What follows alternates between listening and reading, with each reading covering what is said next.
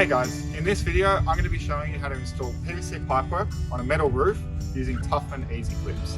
These can be found in your solar coil kits. Today I'm not wearing a harness, but that is because I'm installing on a display roof. You will begin by installing two sets of PVC pipes, one for the flow or cold water and the other for the return or warm water. Always stay off the top tile or 300 millimeters away from the top roof cap. We're going to install our first EzyClip. To begin, we're going to apply some silicone underneath where we're going to be drilling the holes. That's one in each corner. Push that in place where we want to install it. And then using two screws, secure it in place.